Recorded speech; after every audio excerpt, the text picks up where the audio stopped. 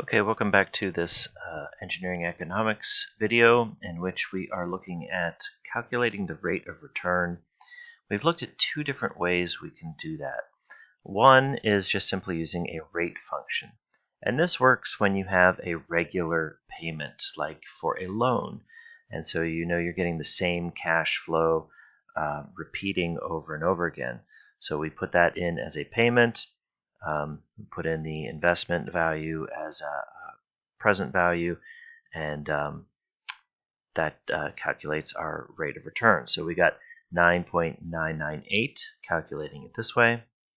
Another way to look at rate of return is to look at what is the required interest rate. And let me give this one additional decimal point there. So you can see it's the exact same, 9.998. 9.998. What is the required interest rate in order to basically bring the end balance of the investment at the end of the project to zero? So we had we set up this table to describe the same situation. We're looking at it from the point of view of the lender. We're going to lend out $10,000, so we're putting $10,000 into this investment, and the lendee is going to pay us back in 3 installments of $4,021. We calculated how much of that would be the return, the interest that we are getting, and we used Solver to calculate what rate would make the final balance be zero, that would close out this loan. So at the end of 3 years, it is paid off. Okay, and now we'll look at one more definition. One more slightly different way of looking at this. We can define the rate of return as the interest rate charged on the unrecovered project balance of the investment, such that when the project terminates, the unrecovered project balance is zero. So this is very similar to the previous definition that we showed here, that at the end of the project, the how is it worded here? The unrecovered project balance is zero.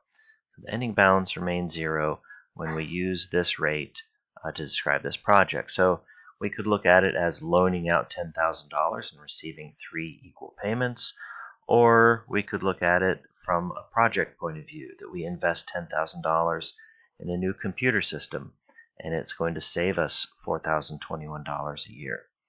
So these are basically just different ways of looking at rate of return and calculating them in 3 different ways.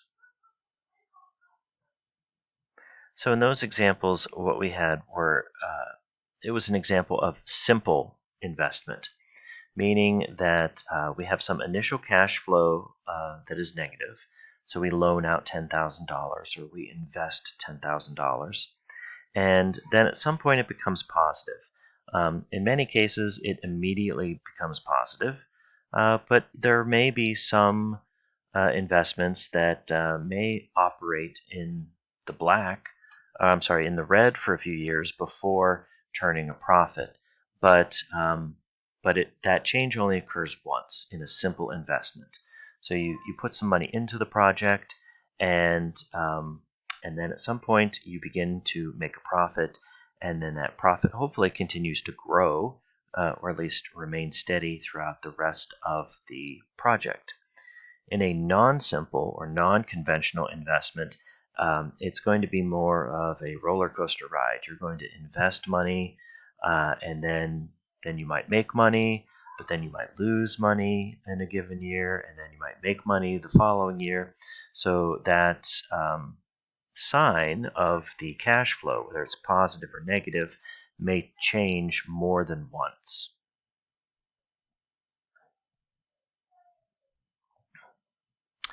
Let's look at example 7.4 from the textbook.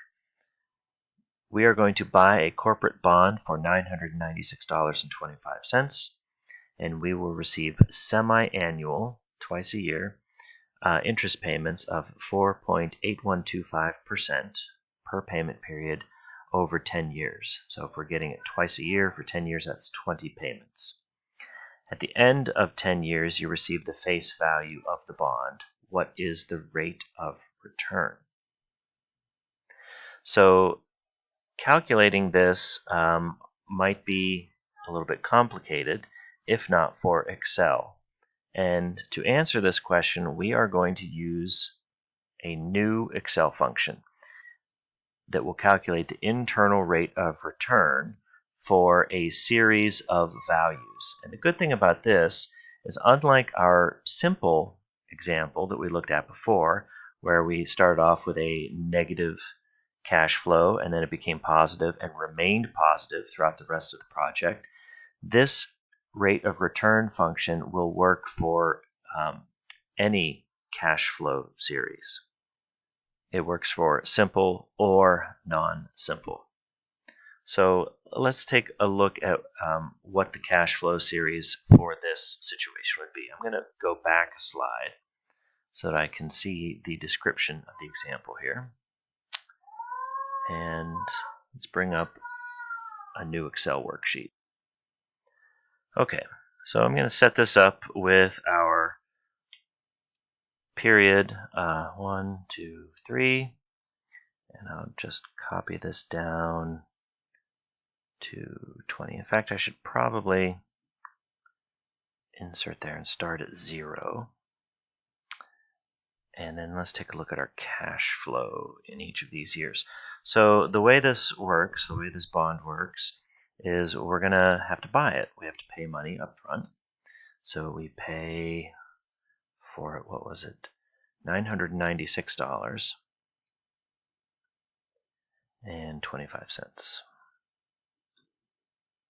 Let's make that cash.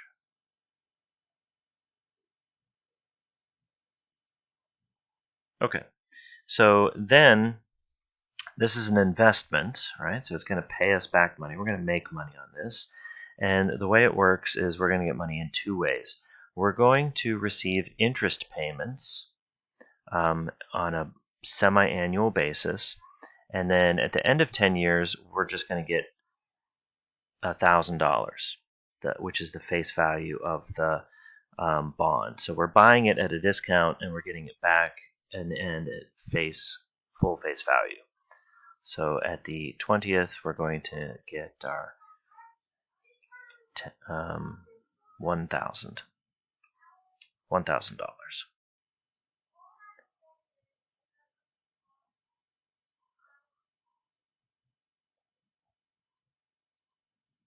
So the interest that we receive on the semi-annual basis is 4.8125% times the face value of the bond.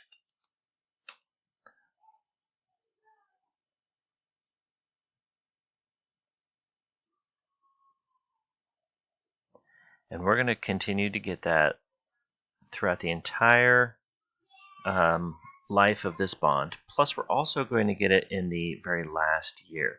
So I'm actually going to copy it all the way down, or the last term, I should say.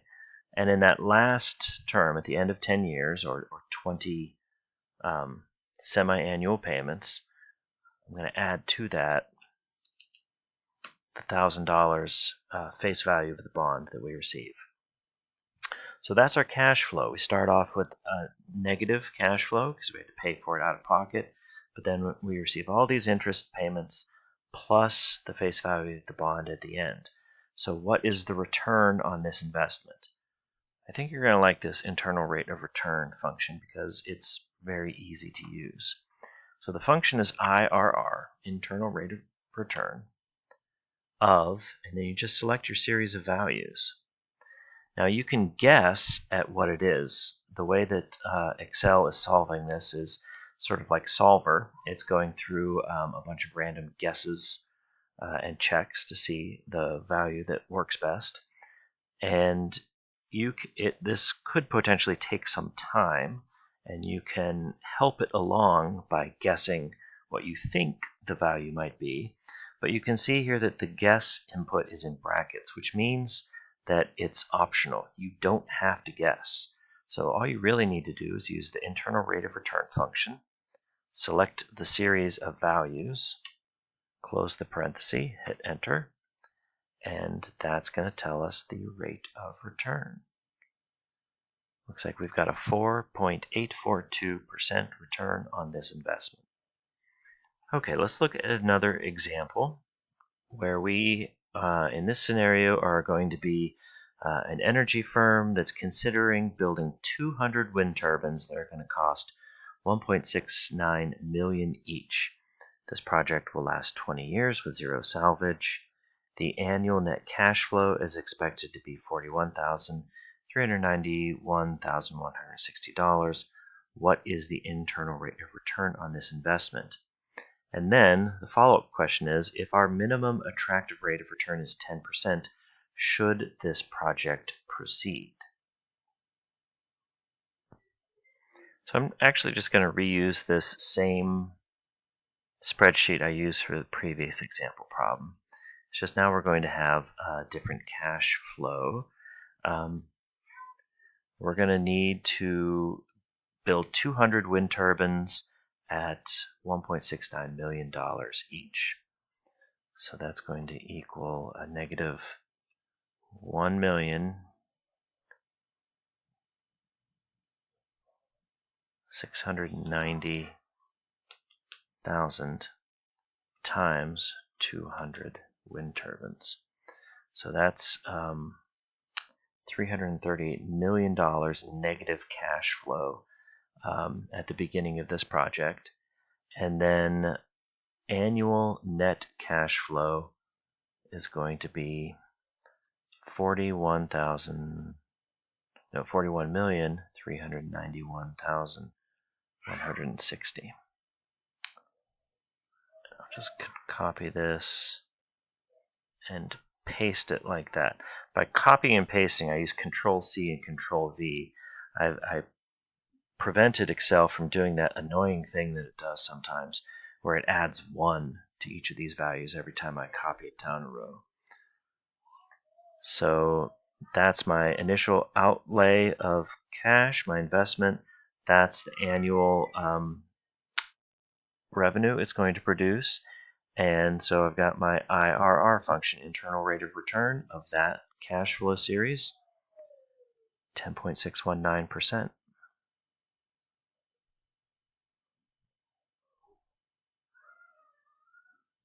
So the question had asked us if our MARR, our minimum attractive rate of return, is 10%, is this a project that we want to do?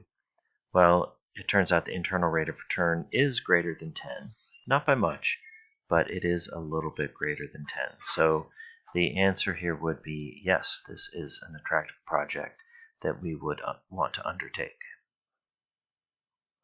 Okay, I think that's a good stopping point right there. We've got a little bit more to talk about in this chapter, but we should be able to pretty easily finish that up in the next video. So I'll see you there.